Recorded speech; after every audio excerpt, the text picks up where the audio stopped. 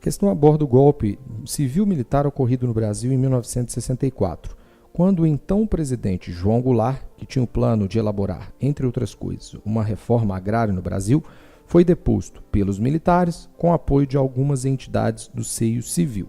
Entre elas, o próprio texto aponta para o apoio de parte da Igreja Católica a esse golpe. Vamos ao texto.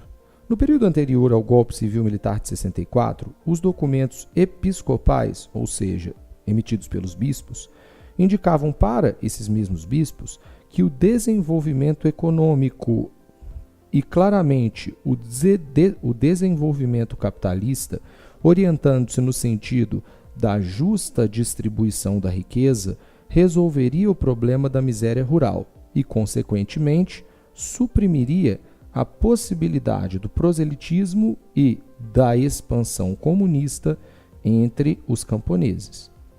Foi nesse sentido que o golpe de Estado de 31 de março de 1964 foi acolhido pela Igreja. Vamos ao enunciado.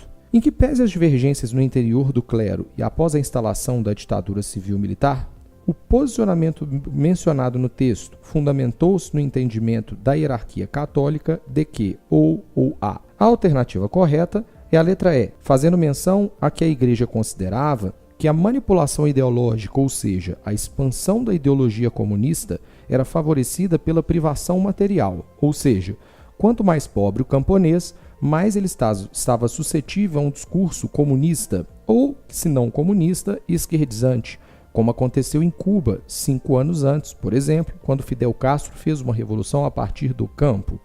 Portanto, essa é a alternativa que melhor responde ao porquê da Igreja apoiar o golpe de 1964. As demais alternativas estão incorretas. Por exemplo, a letra A fala que a luta de classe é estimulada pelo livre mercado, enquanto o que agia no Brasil não era um livre mercado necessariamente, e ainda mais não se fala de maneira evidente em uma luta de classes de forma marxista.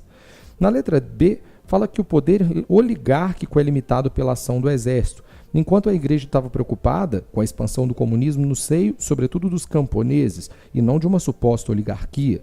A letra C fala que a doutrina cristã é beneficiada pelo atraso do interior. Tudo bem, mas o texto não se refere à doutrina cristã. O texto se refere ao medo da Igreja em relação à expansão do comunismo. E a letra D fala que o espaço político é dominado pelo interesse empresarial, enquanto o olhar do texto se volta para o campo. Portanto, a alternativa correta, letra E.